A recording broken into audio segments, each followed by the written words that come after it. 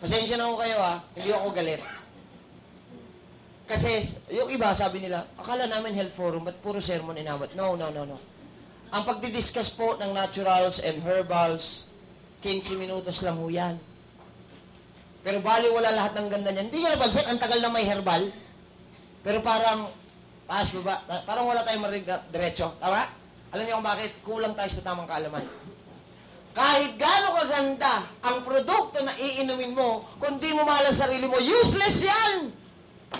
Di tatalab! So bago ko ituro sa inyo yun, gusto ko maintindihan nyo to. Kung hindi mo to kayang gawin, don't take anything. Stay ka na rito sa maintenance. Ha? Stay ka na. Patagal ng patagal, padami ng... Tignan nyo dumadami yung iniinom, tama? Umiiksi yung buhay. Totoo. Alam niyo kung saan nabuksan yung isip at puso ko? When I attended a training in Australia, may dalawang exercise na itinuro po sa amin doon. At yung dalawang exercise na yon, ano yan evaluation kung gaano mo kamahal yung sarili. Kung gaano ka-importante, kung gaano mo kamahal yung sarili mo. Alam niyo, doon nagbukas yung isip ko. At nung nalaman ko yung dalawang exercise, I told myself, I need to share this to my fellow Filipinos. Grabe.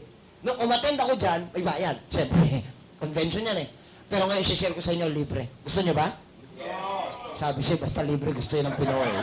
Sure ako dyan Okay, we have 2 exercises, Okay, doon muna tayo sa una. First, pag uwi nyo mamaya sa bahay, pag matutulog na pala kayo, sorry. Pag matutulog na po kayo, siyempre, sasarado yung mata nyo, tama? When you close your eyes later to sleep, please do imagine na hindi ka na magigising. Napansin mo ba, sir, dahil nag-react? Ang dami pa kasing hindi ready. Yung mga... I'm not kidding, do it! Okay, bakit? Tingnan natin. Pag umokay yung isip mo sabi, okay lang. Yung puso mo sabi, okay lang. Kahit di na ako magising kasi maganda naman ang kalagayan ng mga anak ko. Maganda ng kalagayan ng pamilya ko. Nanay! Tatay! Huwag ka na magpagaling. You are no longer needed by your family. You may go na. Sa Tagalog, pwede ka nang mamatay. Yes, I'm not kidding. Bakit? Kanina, di ba isinusugal mo nga yung buhay mo para sa kanila? Tama? Isinusugal mo yung buhay mo para sa pamilya at anak mo, tama? Okay na sila ngayon. You are no longer needed. Pwede ka nang umalis. At saka meron akong gustong ipamukha sa inyo, nanay, tatay. Alam niyo pwede mangyari? Pag namatay ka bukas, alam niyo pwede mangyari? 1 linggo ka lang iiyakan.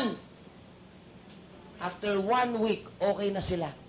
Bakit? Marami silang kaibigang buhay na magsasabi sa kanilang, move on. Di ba ganyan nyo lang kamahal sarili nyo? Okay na. Makikiramay ho kami. Sikip dito, Parang purong guntong hininga na kayo. Reality bites? Ang katotohanan, masakit, no? Yes. Okay. Second exercise. Second, when you close your eyes, mamayang gabi para matulog, katulad ng sinabi ko, imagine mo na hindi ka na magigising. Pero, ayaw tanggapin ng utak mo. Ayaw tanggapin ng puso mo. Bakit? Kasi hindi pa kaya. Naisip mo na pag nawala ka bukas, mas magiging kalunos-lunos ang kalagayan ng mga anak mo. Mas magiging kawawa ang pamilya mo. And then, nanay, tatay, wake up! Hindi pa nila kaya. Kailangan ka pa nila. Kailan mo mamahalin at alagaan ang sarili mo para sa kanila? Naunahan nyo? Yes.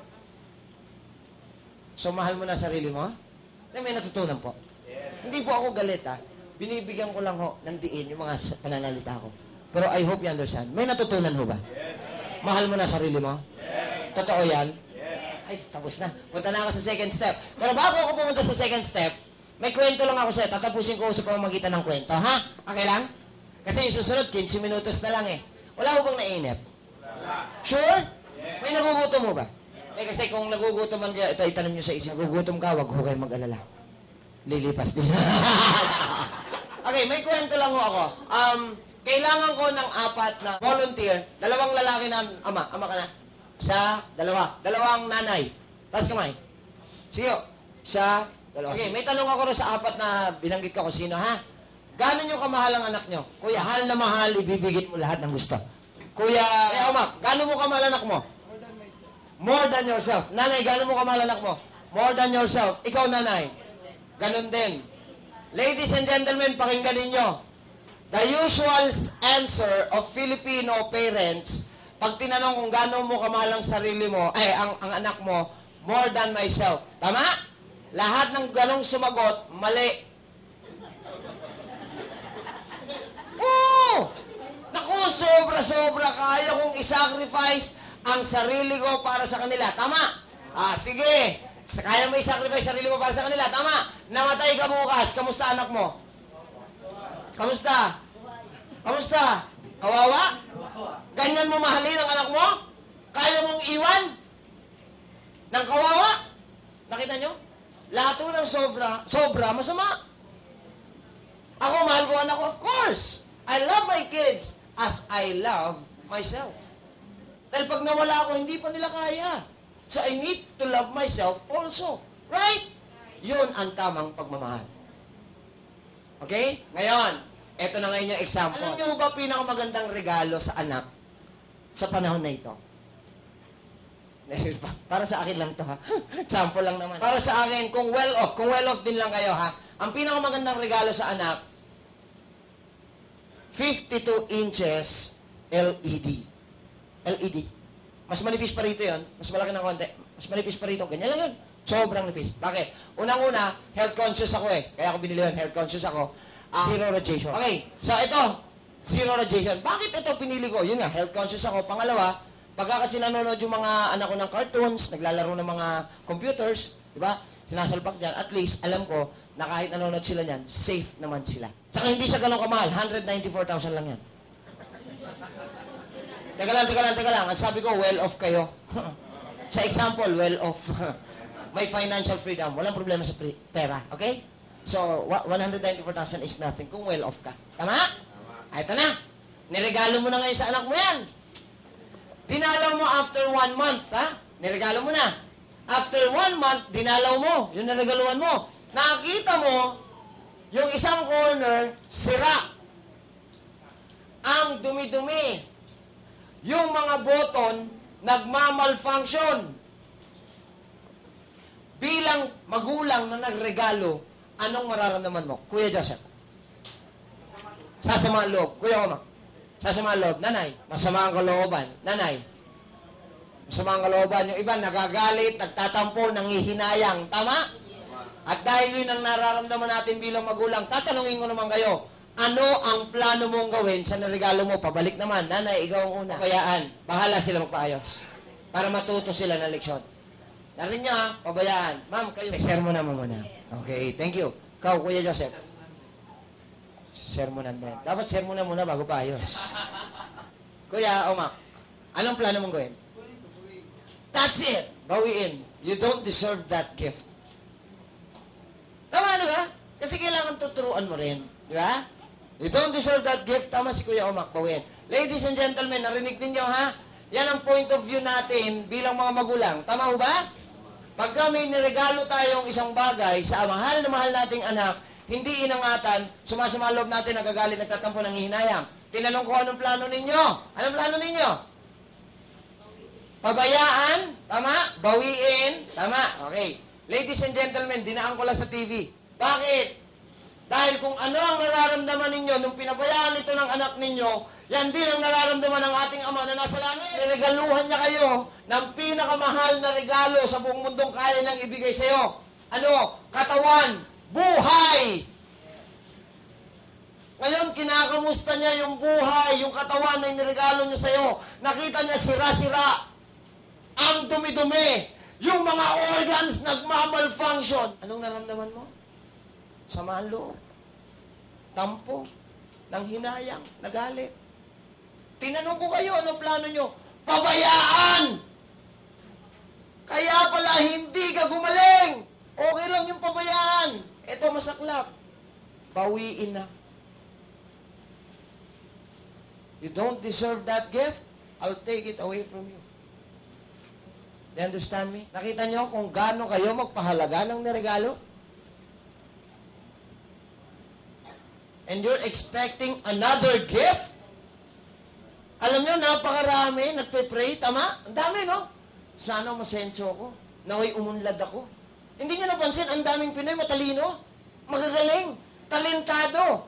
Kaya nga may show, talentadong Pinoy. Ang dami, right? Bakit hindi umunlad? You know why? Because you don't deserve a second gift. Ladies and gentlemen, we are not the owners of this body. Yes. We are just stewards of it. Tagapag-alaga! Inaalagaan mo? Sorry po ha. Pero I just hope you understand what I mean. Ikaw, ba't ka nag-iintay umunlad? Eh yun unang niregalo sa iyo ng Panginoon, hindi mo kayang ingatan. So who wants a second blessing? Take good care of the first blessings first. Dahil mayaman ako magulang, ang sarap naman regaluhan ng anak ko. Nakaka-proud. Tama? Sandali nga, you deserve a second blessing. Totoo ba? Totoo? Sandali, bibili ako ng kotse at ireregalo ko sa'yo. You understand? Yes. May natutunan ho ba? Yes. Sensya na ho kayo ha. With emotions ho talaga ako mag-seminar. Dahil gusto kong maramdaman po ninyo. Naramdaman niyo ho ba? Para kayo nanood ng movie, di ba? Naging pangarap ko maging artista. Ayan. Hanggang TV host. Marami nagsasabi sa akin, Dok, mukhang hindi na ako gagaling. Ha? Bakit naman? Dok, wala kaming pera eh. Alam mo yung sagot ko? Huwag ho kayong mag-alala. Marami akong kilala, ang daming pera, hindi rin gumaling. Tama? Ngayon, ba't ko inilabas ito? I want you to know, ladies and gentlemen, money is never the solution to be healed. Yes. I want you to know that. Hindi pera ang kasagutan. Okay? Hindi rin pera ang problema. Bakit? Tingnan natin. Kung pera ang solusyon para gumaling, ladies and gentlemen, Cory Cojuangco Aquino, bilyonaryo yan. Cojuangco yan eh. Kayang bumili ng ospital niyan. Totoo hindi? Gumaling? Kung pera magpapagaling sa tao, dapat magaling na to. Kung pera magpapahaba ng buhay, dapat mahaba buhay nito. So money is never the solution. Eh, Dok, paano naman yung mga walang pera? Money is never the problem. Tandaan nyo, ha? Huwag mong problemahin ang pera. Kaya ayaw pumunta sa iyo. Ang tawag mo sa kanya, problema eh. With all your faith, pwede mo nga sabi, nauutosan ng pera. Money, come to me, come to me. Bakit? Sinabi ng Panginoon, He will provide everything you need. At binabantayan ng Panginoon ang sinasabi niya na maisa katuparan. Ang kailangan dyan, faith. Tama? Galing dito. Di ba sinabi? Due to your faith, pwede mong utusan ng bundok na lumipat sa karagatan. Pera pa! Kaya don't treat money as your problem. Hindi yan pupunta sa'yo. Ang tawag mo sa kanya, problema. Ano problema mo? Pera, eh? Ba't ako pupunta sa'yo? Tawag mo sa akin, problema. Nakuha niyo ka? Nakuha niyo ka? God will provide anything and everything we need. Tama? Just have faith. Okay ba? So, nababawasan na yung mga alalahan ninyo? Nababawasan na? O kasi hindi kayo gagaling kung may alalahanin kayo. Kaya inisa-isa kong tinatanggal, okay? Tatanggalin ang stress. Walang tao na gumaling dahil stress siya. Kaya gumagaling dapat wala natatanggal yung stress. So, aalamin natin. Kaya po ako nagko-contact ng medical counseling. So, inuugatan namin. Ano ba yung dahilan? Ba't ka na-i-stress? So, inaalam namin yan. Pag ang dahilan kung ba't ka stress, asawa mo. O, tatanggalin natin. yung stress. May natutunan po. Talaga? Mahal mo na sarili mo? Para po maalala ninyo ito, every time po na maririnig ninyo yung kanta na yon, sana ma-realize nyo po ito, ha? Ma-remind kayo ng seminar, at saka ako na rin. Anong kanta yon? Walang ibang magmamahal sa sarili mo, kundi ikaw. Okay? May ganong kanta ba? Wala sa Tagalog, pero sa English meron. Ano yon? Nobody and nobody but you. Okay, second step. Okay. Ladies and gentlemen, I would like to discuss with you, there are only two kinds or two types of medicine in the whole world. The Western medicine and the Eastern medicine. Yun nga lang, sa Pilipinas, ang nakagisnan at nakaugalian natin ay Western. Dahil ang nagpasok sa bansa, Western country. Okay? Ito naman pong Eastern, ang practice naman po yan sa Europe and other Asian countries. Okay? Anong pagkakaiba nila? Ito po yung pinag-aralan natin na 10 taon, medical study, para maging doktor. Ito naman po yung pinagpala tayo na makapag-aral sa ibang bansa. So, natutunan ko po ito. At ito na po yung pinapractice ko. Pero these two ay hindi magkalaban. Ulitin ko, hindi magkalaban. Magkatuwang yan. Hindi siya competition. Magkaiba kasi sila ng approach. Pero sa US, pinagsasama po yan. Sa US, ang tawag dyan, complementary alternative medicine. Sa Pilipinas, sa US, meron na po kaming 5 naturopathy hospital. Sa Europe, 146 naturopathy hospital. Sa Pilipinas, 2012, katabi ng The Fort, St. Luke's Global, magkakaroon tayo ng first naturopathy hospital in the Philippines. Yee! Okay, ano yung pagkakaiba nila? Sa Western medicine, we are bombarded ng study ng anatomy and physiology in which kapag ang tao, individual, may sakit, dapat matulungan namin at mabigyan namin ng lunas. The word is lunas. At ang ginagamit namin panlunas, gamot. Example, arthritis, pangalan ng sakit? So, bibigyan ng gamot para sa arthritis. Tama? After 1 year, same patient, nagkaroon ng high blood. So, panibagong sakit. Pwede na ba yung dating gamot? So, panibagong gamot para naman sa high blood. After 5 years, tinamaan naman ng diabetes. Pwede? So, panibagong sakit. Pwede na ba yung dating gamot? Panibagong? O yan. Ganyan lang. Tama? Ayan lang alam natin lahat kasi nakagisnan. Okay. Sa Eastern medicine, iba po ang turo sa amin. Ang sabi sa amin, kapag ang pasyente lumapit sa inyo kasi may sakit, i-educate nyo muna sila. Ganyan kahigpit. Kaya kung mapapansin nyo, sa clinic ni na Dr. Garrison, Tamateo, Viloria, sa Lindong, Navarro, kahit magpunta kayo sa clinic, hindi kami basta-basta nagkukonsulta. Kailangan may seminar muna. Napansin nyo? Because in Eastern ways, we educate patients first. Okay? Yun ang pinaka-importante sa amin. Ngayon, i-educate daw namin ang pasyente at ituro sa kanila kung bakit sila nagkaroon ng sakit, ugat. Unang-una, ba't ka nagkasakit? Kulang ka sa tamang pagmamahal sa sarili. Kaya ka nagpapabaya eh. Tama ba? Kasi hindi mo masyadong mahal sa sarili mo. Eh dahil sa narinig nyo kanina, palagay ko naman, mahal nyo na sarili nyo. Mahal mo na ba sarili mo? Yes. Tuturuan ko kayo ng mga simpleng pagmamahal sa sarili, libre, walang bayad. Pagkagising sa umaga, 5 inhale, exhale. Libre may bayad. Pero nakakaganda yon ng lungs at saka puso. Yes. Wow! Di ba? Pagkagising sa umaga, 2 basong tubig, maligamgam. Libre may bayad. May bayad yun, nawasa. Ano ba kayo? Pero, ibig sabihin, hindi binibili sa kung saan butika. Tama, naunaan nyo? So, 2 baso. Ang tawag doon, hydrotherapy. Sa lahat na nag-o-opisina, huwag nyong dadahilan sa akin ang opisina kaya hindi kayo nakakapagpa-araw. Hindi ko tatanggapin yun. Pagdating sa opisina, may bintana siguro opisina nyo. Wala? Lumabas ka ng building. Magpa-araw ka. 5 to 8 minutes, sunshine. Kailangan mo yan. 5 to 8.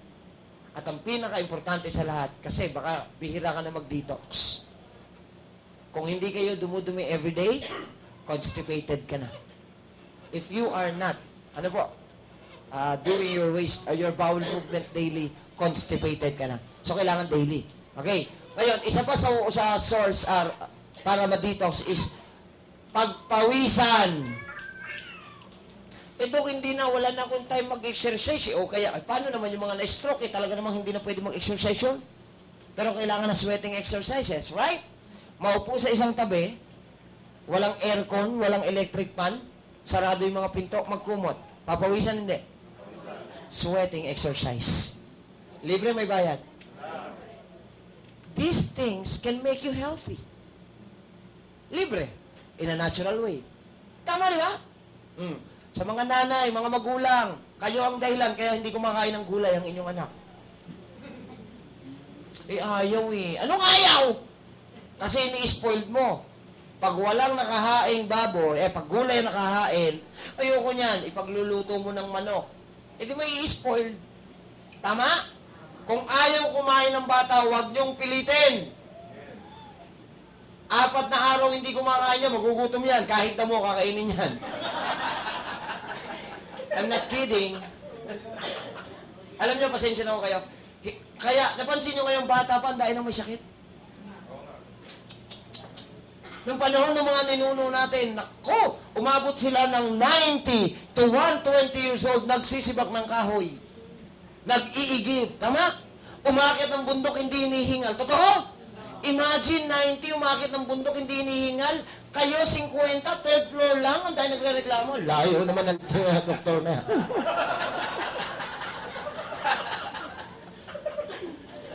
Ano ba kayo?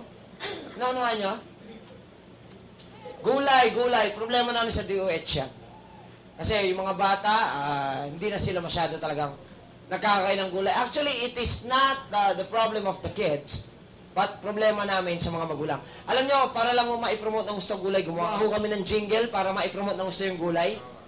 So, kami po yung gumawa nun, yung makulay ang buhay, makulay ang buhay sa sinabawang gulay. Tama? Narinig niyo yan? Sa sobrang ganda ng kanta, nagustuhan ng mga bata. Yung kanta, hindi yung gulay.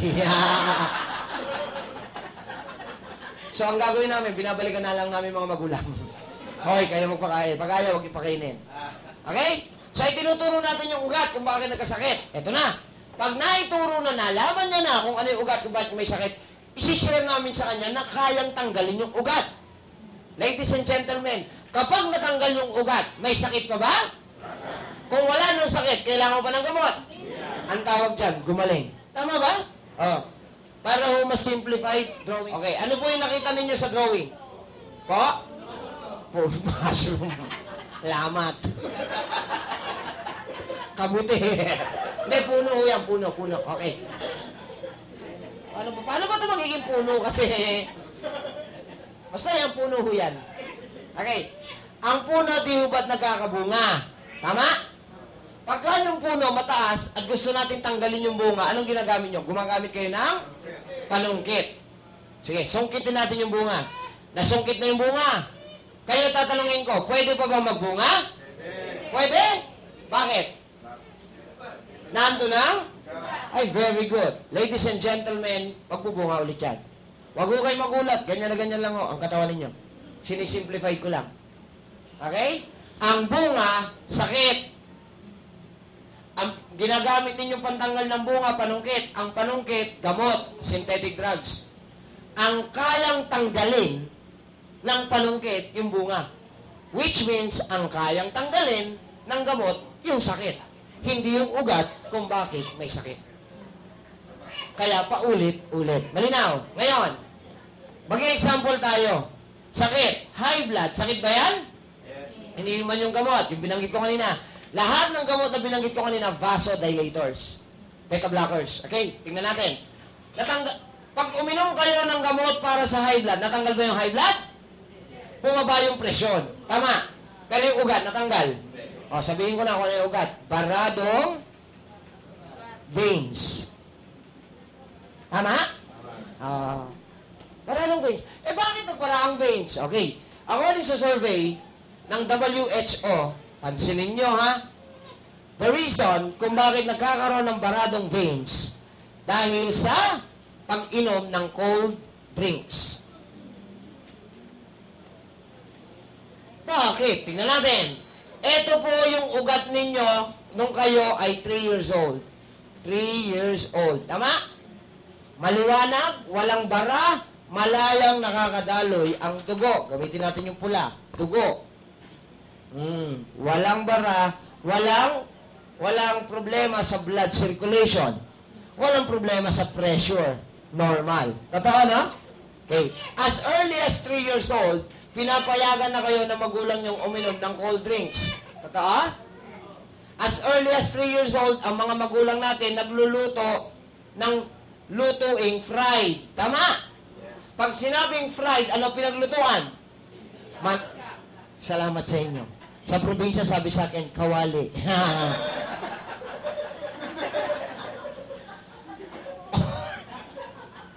Oil. Totoo. Ang oil, pag binuhusan ng malamig na tubig, anong pwede mangyari? Malamig na drinks, anong pwede mangyari? Sebo. Nabubuo, tumitigas. Right? 3 years old, nag-ulam ng fried, uminom ng malamig na drinks. Nagkaroon ng konting build-ups. Gaano katagal ka nang nag-uulam ng fried? Ilang taon na? Tagal na? At umiinom ng malamig in due process. Matagal na? So, kumapal, nag-abot. Nag-abot? Yes. Dok, totoo ba yan? O, sige, trivia. Alam niyo ba sa China, walang 2% ng total population nila ang may high blood. Imagine, ilan ba population niyan? Naku niyo, bakit? Pansinin niyo yung lifestyle nila, the way they eat. During their meals, they don't drink cold drinks. Ano yun nila? Hot tea. Oh! Pansinin niyo rin sa China, bihira ang mataba. Oh! Oh! Nakita niya? At dahil nagkaroon ng blockage, wala ng proper blood circulation. Tama? Parado eh. Ang tendency, circulation ang may problema. Circulatory system. Anong organ ang nakapasok sa circulatory system? Heart. Dahil barado, ang tendency, your heart will beat 3 times faster than the usual just to give you proper blood circulation. Ang problema, tumitibok, barado, titibok, barado. High blood pressure. Pressure. Kasi bumubomba to para dumaloy na mabilis eh. Pressure. Nako nyo? Punta ngayon sa doktor, high blood niya. Bibigyan ngayon ng mga gamot na binanggit ko kanina. Ladies and gentlemen, ang scientific name ng gamot na nilista ko kanina ay vasodilators. Pag sinabing vaso, Tagalogin natin, ugat, veins, ugat. Dilator, to dilate, to open. Sa Tagalog, buka. Tama ba?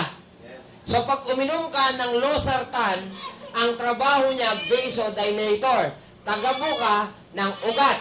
So pabubukahin yung ugat. Kapag nakabuka yung ugat, nandito yung bara, di ba siya in? So dahil po, uminom tayo ng tagabuka ng ugat. Okay? Uminom. So bumuka yung ugat. Malayang makakadaloy ang dugo. Yan. So hindi ka high blood muna. The problem is, si losartan, the vasodilators, 24 hours lamang ang efficacy. Nadideplete, nauubos. Tama mo ba? So pag naubos yan, liliit ulit. Anong gagawin mo? Iinom ka ulit. Pag uminom ka, bubuka. Right? Liliit, iinom, bubuka. Liliit, iinom, bubuka. Liliit, iinom, bubuka. Liliit, iinom, bubuka. Liliit, iinom, bubuka. Kaya pala maintenance kasi, bubuka.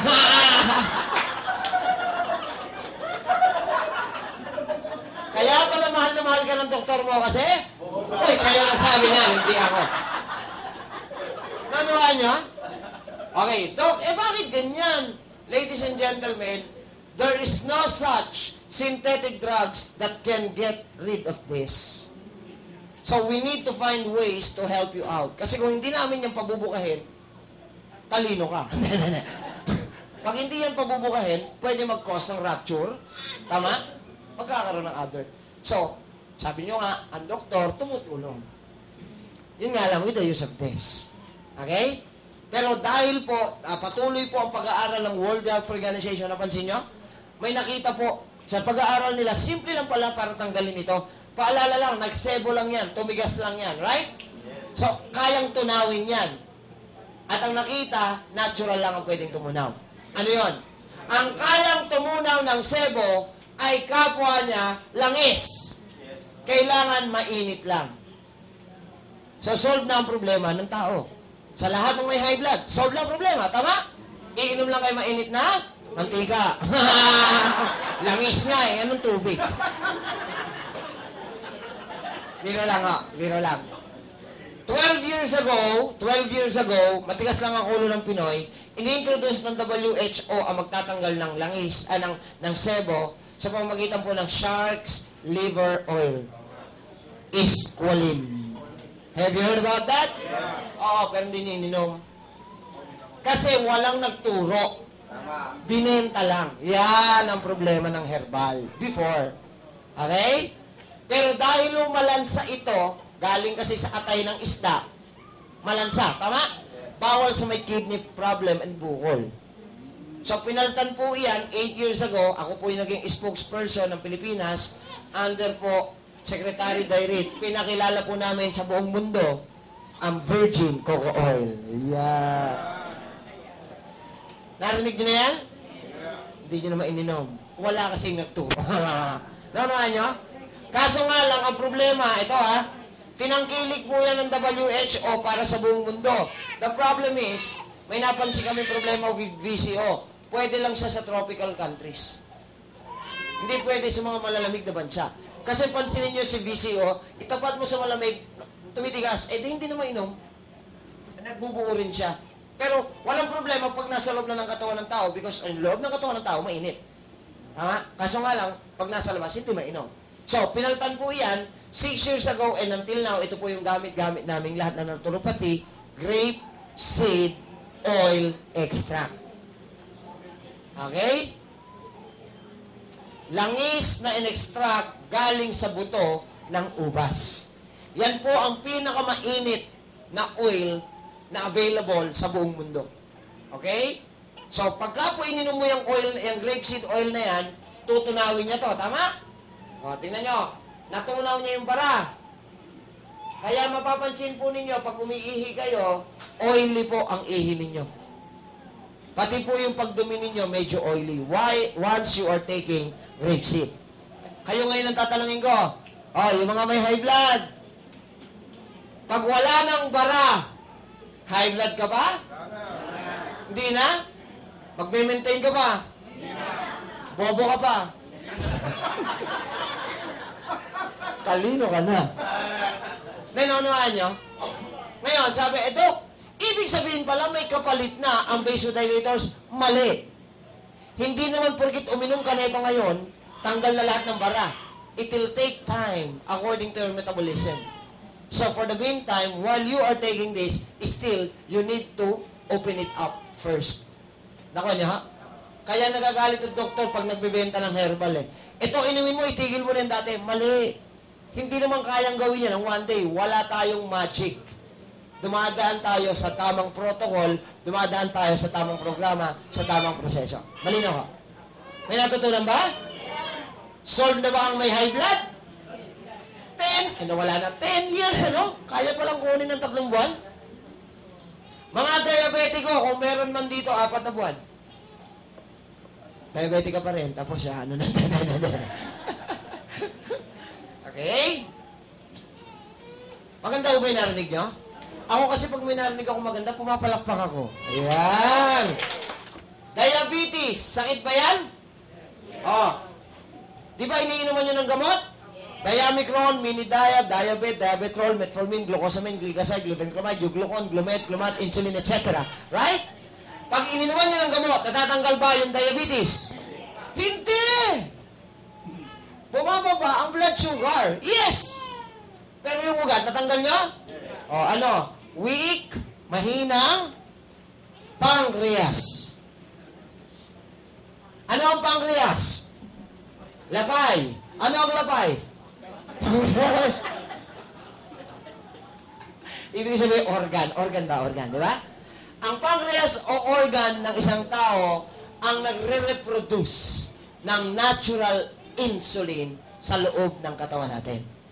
Kapag mahina siya, walang insulin reproduction. At dahil walang insulin reproduction, kumakain tayo ng mga pagkain. Ang rice, may glucose. Ang bread, may glucose. Ang vegetables, may glucose. Ang fruits, may glucose. Kumakain ka niyan? So may glucose composition yan. kung walang regulator o walang reproduction ng insulin, kain ka ng kain yan, tataas ang blood sugar. Pag mataas ang blood sugar, hindi pwede, delikado, tama? So, anong gagawin? Kailangan ng regulator, which is insulin. Hindi siya nagagawa. Inom ka muna ng regulator mo. Okay? Malinaw? Asthma. Sakit ba yan? Asthma, bronchitis, pneumonia, PTB, primary complex, COX infection, emphysema, lung cancer. Basta may kaugnayan sa respiratory system, sa baga. Tama? O, asthma, iniinuman ng gamot. Salbutamol, carbocysteine, Ventolin, inhaler, turbohaler. Tama? Pag hindi tinabla, nakakaawa. Nakakita ng mga may higa? Nakakaawa yung mga yan, nakatas yung balikat, luwa yung mata. Pag inausap mo, sabi, ka.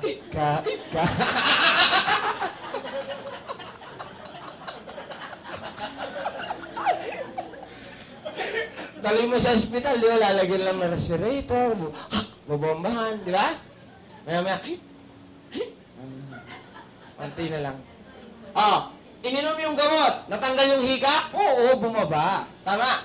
Yung ugat, natanggal? Siguro naman, alam nyo, mahinang? Galing, alam nyo. Weak lungs. Sa probinsya may nagtanong sa akin, Dok, yung anak ko may hika. Ibig sabihin pala mahina ang baga niya. Oo ako. Dok, paano ko palalakasin yung baga niya? Sabi ko, paypayan mo. Maya-maya, babaga. Ikaw ang inihaw. Okay, isa na lang. Arthritis. Sakit yan. Ininuman ng gamot. Usually, pain relievers lang binibigay dito. Mefenamic acid, naproxen, Voltaren SR, albupurinol. Pag hindi kinaya, tinuturokan pa namin yung mga Seretide. Ito kanyo? Okay, pag uminom kayo ng gamot, nawawala yung sakit? Yes, tatanggal yung sakit. Tama. Pero yung ugat, tatanggal. Huwag kayong magulat. Ano ang ugat kung bakit may arthritis? Weak liver. Yan din ang ugat kung bakit malabo ang mata. Talalala. Pansinin niyo yung mga may salamin. May arthritis din yan. Talalala.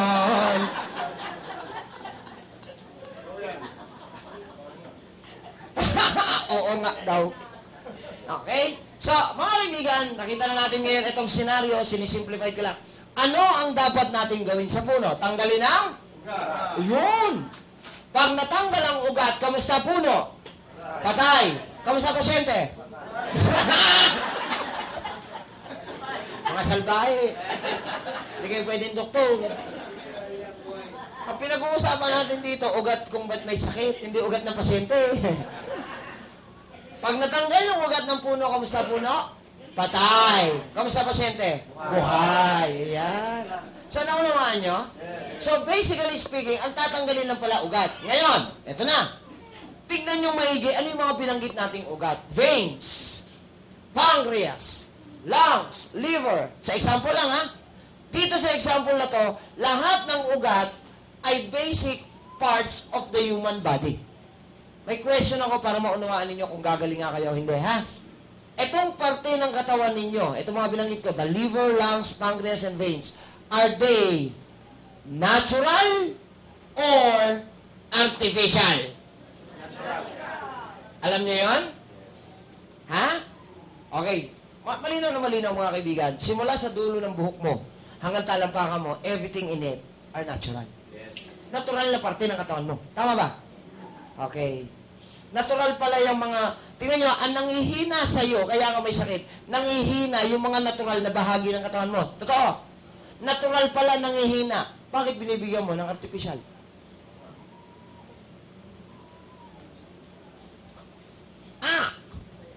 Ano nyo?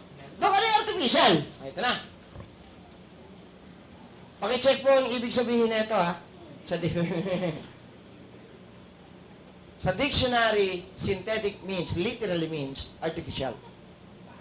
Kaya nga yung mga leather, synthetic leather, hindi tunay na leather, dahil ang tunay na leather galing sa puno.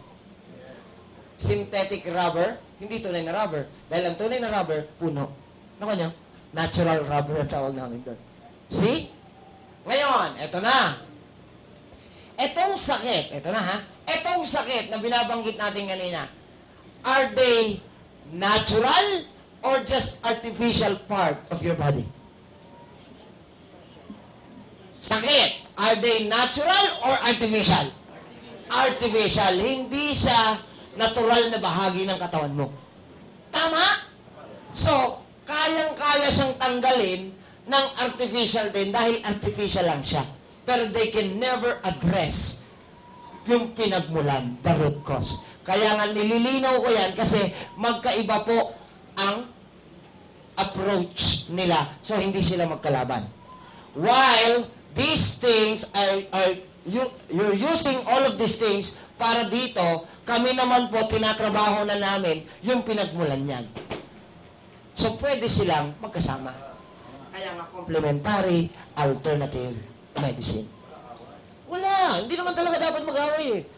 Kasi ang layunin, bakit ba kami nag-aral ng ganito? Ang layunin namin, makatulong sa kapwa. Lalong-lalo na sa mga may karamdaman. At kung may mga pag-aaral na katulad nito, dapat i-share ka agad yan. Tama? Ang problema kasi kung ibebenta lang, una ibebenta itong mga herbal na walang ganitong turo, hindi maintindihan ng tao yan. Rest. Malinaw, ano? Ang kayang tanggalin ng artificial, yung artificial din. Kasi hindi naman ito natural na parte ng katawan ng tao eh. So kung nagkaroon ka niyan, we can remove that using this.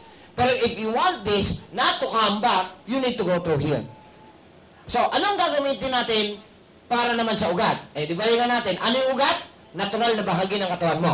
So, ang ginagamit namin dyan, ito na yung second step. Naku po. Second step.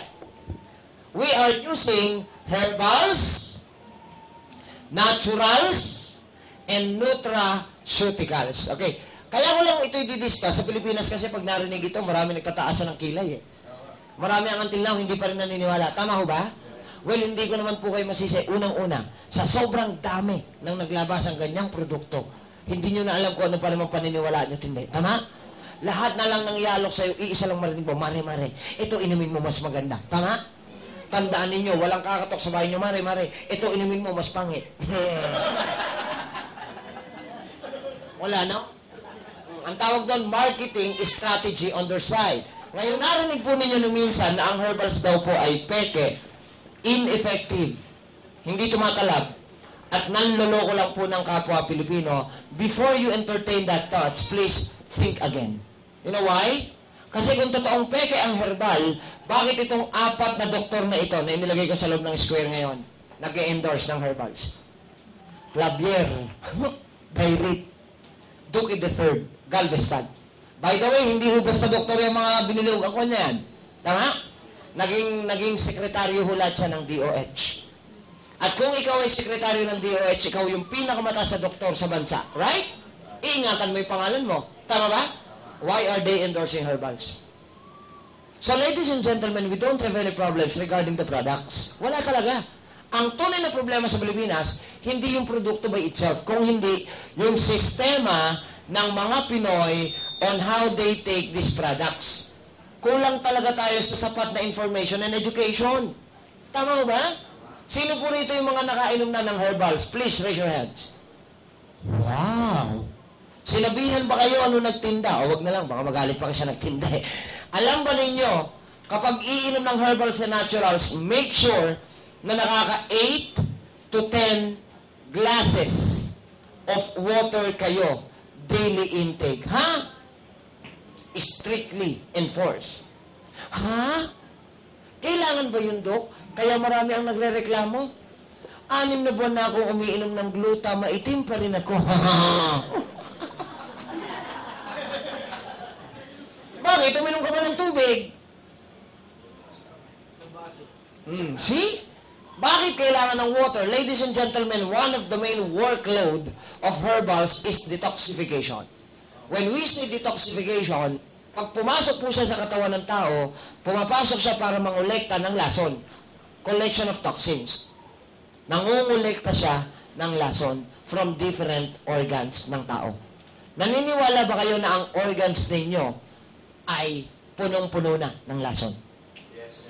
Eh, hindi naman uwihina yan kung hindi. Tama. Ngayon, bakit napuno ng lason, Dok, yung mga organ namin? O, ditingnan natin. According kay World Health Organization, there are only 5 factors na nakakaapekto sa kalusugan ng tao. Pag sinimplified mo yun, 5 factors lang ang dahilan kung bakit tayo may sakit. World Health Organization, ha? Number 1, The food that we eat nowadays, may chemical, wala? Puro fast food pa. Number 2, yung drinks na iniinom nyo, may chemical, wala? Kaya mapapansin nyo, lahat ng ito, binabago natin unti-unti. No? Number 3, air and environment. Polluted, hindi. Okay, mga kaibigan, ito, ba't ako naging part ng Excel? Ito po yung binantayan natin dito. Latest po ito na inilabas. Sa panahon ngayon, kada bahay, lahat ng bahay, squatter man o hindi, may cellphone. Totoo? Cellphone. Pinakakonting cellphone sa isang bahay, 3. And these things can cause reactivation of cancer. Nililinaw ko ha, I'm a cancer specialist. Cellphone can reactivate cancer cells. Lahat ng tao, pinanganak, may cancer cell. Lahat tayo, pero hindi tayo lahat may sakit na cancer. Tama. Bakit? Yung cancer cell sa loob ng katawan natin, non-reactive. Pero with the radiation of these cell phones, computers, yung mga nauuso ngayon, technology yan eh. This can cause cancer. Kaya ang cellphone, mga nanay, tuwan-tuwa pa kayo pag gumagamit ng cellphone, mga anak nyo, hindi yan tinatabi sa pagtulog, ha? Tabi nyo sa pagtulog, hindi napalapit ng husto, yung radiation dun sa brain. Do you use cellphone when you are still pregnant that time? See? Pregnant women should not use cellphone. Not unless yung cellphone may sticker. Pag walang sticker na ganyan, bawal lang gumamit ng cellphone. Isa sa batas natin yan. Oo nga, totoo po yun. If you want to protect yourself, bakit? Health conscious ka na eh. Mahal ko yung sarili ko eh. Eh di dapat lahat ng cellphone ko may sticker. Eh 4 ang cellphone ko. Isa pa lang sticker ko.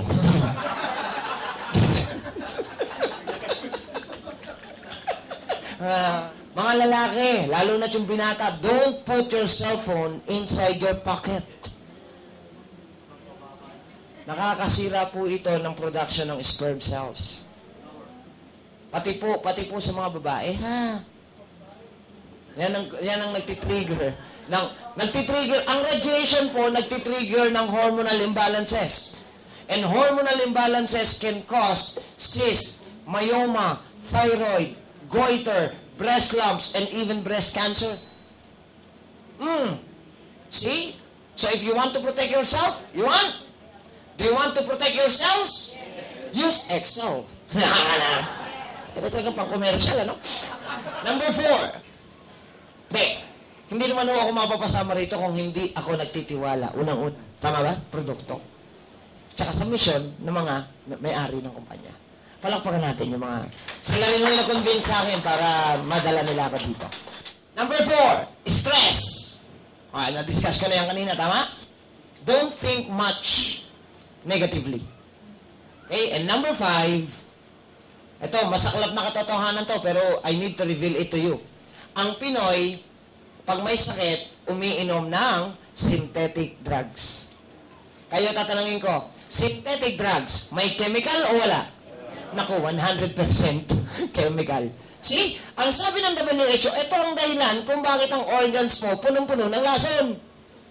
At punong-puno ng lason ng organs, syempre, hindi sila makapagtrabaho ng tama. Magmamalfunction. Totoo.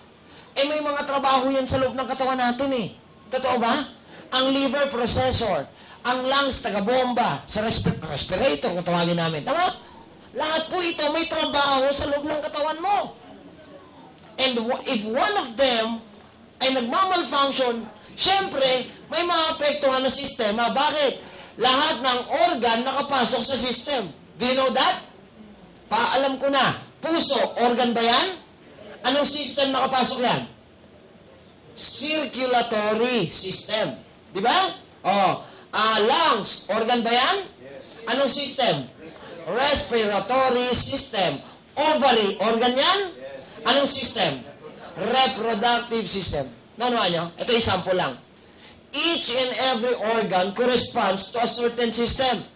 And if these organs are malfunctioning, so is the system. Sistema nga yan eh. Naku nyo? Pag mahina ang isa dyan, mahina ang puso, gagana ba ito ng tama? They will not circulate properly. See? So, pagka ang system na apektuhan, ang tawag sa tao, sick. May sakit na. Now you understand? May natututunan? Ngayon, ano ang gagawin natin? Pagpasok ni herbal, mangongolekta siya ng lason sa iba't ibang organ mo. Kasi kaya siya hindi makapagtrabaho, punong-puno ng lason. Tama? Kapag nakakolekta na siya ng lason, nakakolekta na. Ang problema, hindi kayo umiinom ng ganito karaming tubig. Sino magtutulak palabas? Wala. Asan yung lason? Asa loob pa rin. Tapos magkukwentuhan kayo. Ang herbal, peke. Galing. Husay. Right? It's easy to say. Sinabi ba sa inyo, o alam ba ninyo, yung mga uminom na ng herbals, na ang pag-inom ng herbals and naturals and nutraceuticals, at least 30 minutes to 1 hour before or after meals ang pag-inom niyan. Hindi. Gawin ng Pinoy pagkatapos kumain. Tama ba? Inom ng vitamins, food supplement, herbals. Tama? Mali. Pag gano'n ang ginawa nyo, wala pang 30 minutos na nakalilipas, hahalo siya sa kinain nyo. Once i-digest ng katawan, 90% of the total value netong in-intake ninyo will be put into waste. Tatapon. Tapos maririnig ko, nagchichismisan kayo, ang herbal, hindi tumatalab. Papaano kung tatalab? Tinatapon ninyo. Malinaw po? May natututunan ba? And last but not the least, praise God. I want you to know, lahat ng kaukulang sakit, may bawal. Yan ang rason kung bakit sa ospital nagko-confine ang doktor. Bakit ba nagko-confine si Doc? Para magawa ng doktor yung sistema gusto niyang gawin sa pasyente. Para hindi magawa ng pasyente yung bawal. Pag naka-confine, pwede manigarilyo, alak, chichirya, soft drinks. Tapos, yung food diet, tama. May dietitian dun eh. Kaya yung sineserve na pagkain, kaya isinerve yun, pwede sa pasyente. Pag nakaswero, hindi naman. Nakuha nyo? O, eto na. Bawal. Tingnan nyo ha. Bawal, hindi nagagawa pag naka-confine. Pag naka-confine, nasa tamang oras ang pagpapainom ng gamot. Naka-chart yan eh. Ginigising pa nga namin kahit tulog. Napansin nyo? So, dahil tama ang sistema while in confinement, yung katawan ng pasyente nagre-react sa medication. Lumalakas, pinalalabas. So, anong gagawin natin? Confine ko muna kayo lahat. Sabihin ko na lang yung bawal. Okay? At dahil mahal mo na yung sarili mo, kahit nakatalikod ako, hindi mo na gagawin kasi bawal. Tama? Pag hindi mo mahal sarili mo, okay. Ano yung mga bawal? Sino po may arthritis? Taas ang kamay. Naku, hindi na maitaas. May arthritis nga.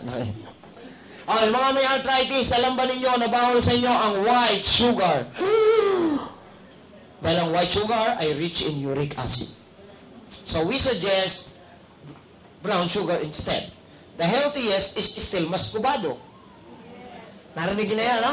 Stevia. Sa totoo lang, stevia. Yun yung latest ngayon. Pero dahil medyo hindi pa tayo makakakuha, magkakaroon tayo, right? Meron na tayo pala, stevia. Kung hindi kaya yun, pero mas mura yun, I think. Pero kung hindi kaya sa sugar naman, muscovado pa rin. Muscovado. Kung namamahalan kayo sa muscovado, pwede na yung segunda, yung wash.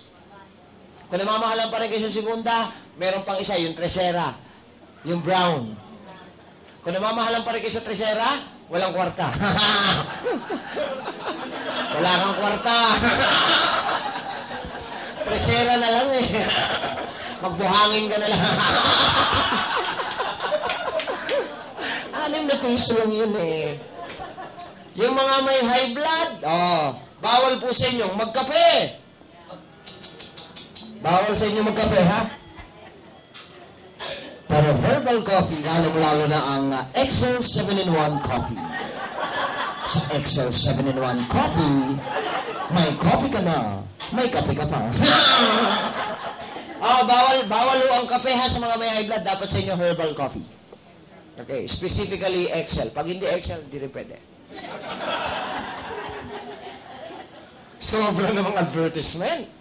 Okay, yung mga may asthma, bronchitis, pneumonia, PTB, basta, Tagalogin ko lang, hika.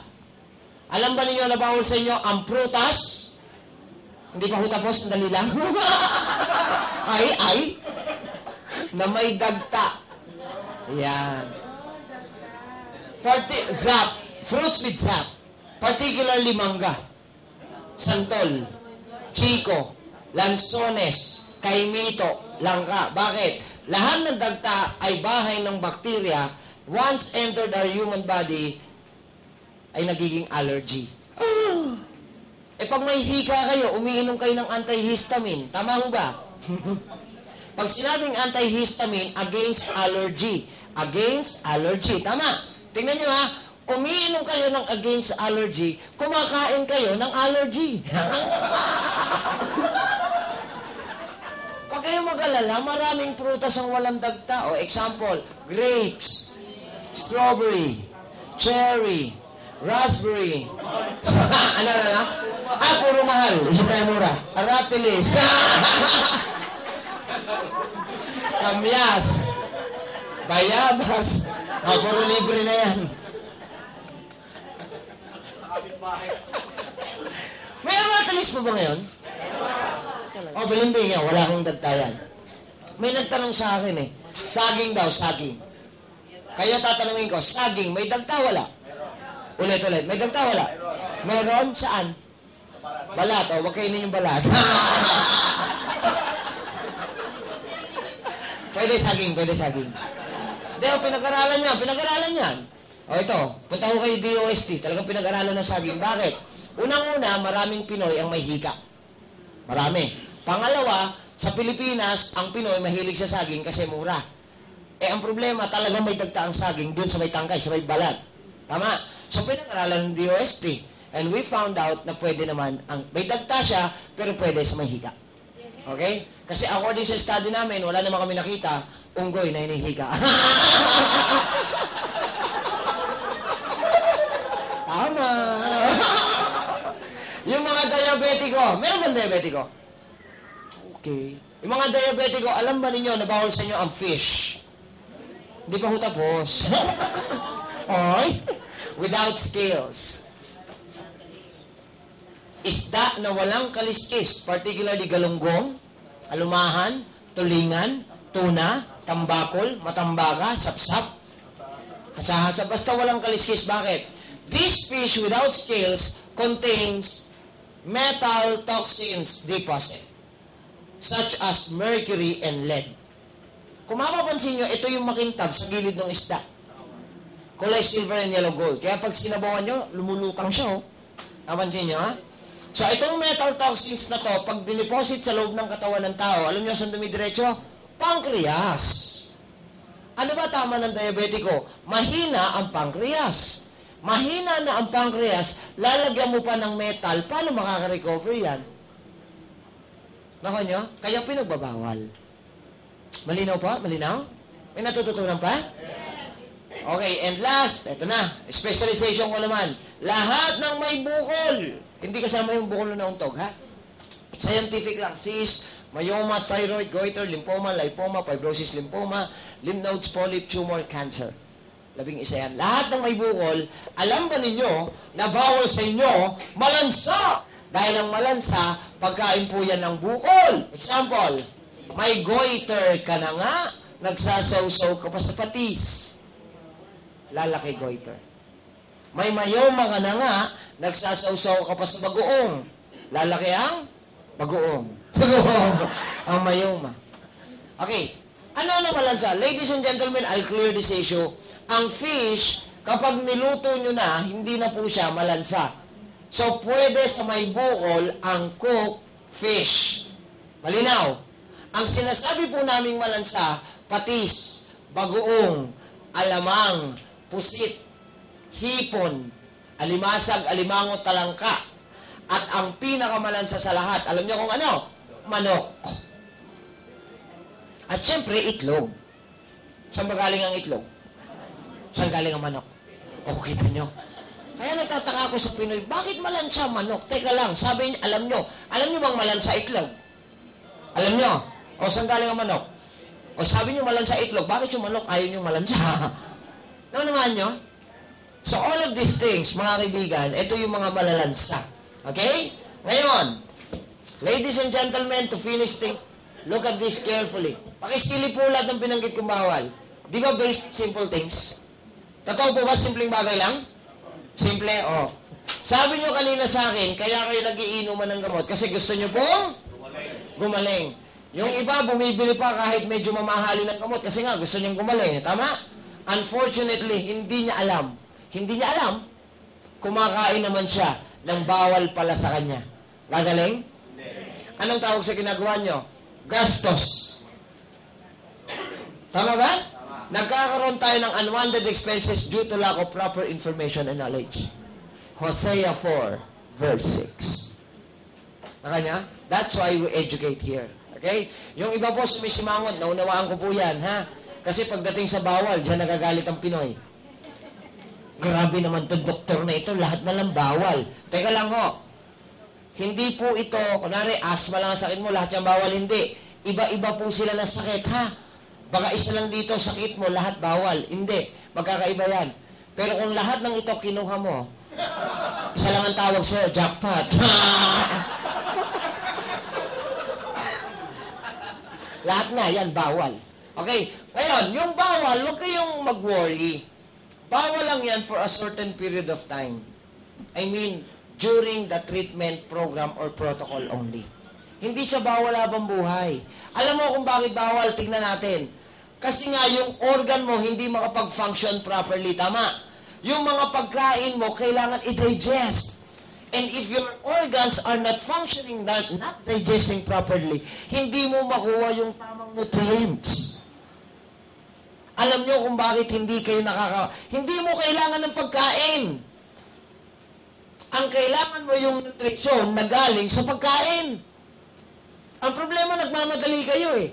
Isang kutsarang pagkain, pag sinubo nyo, dapat ngunguyain nyo na 10 nguya to get the nutrients from it. Dahil buo-buo pa. Eto na naman, kakain ka na naman, ha?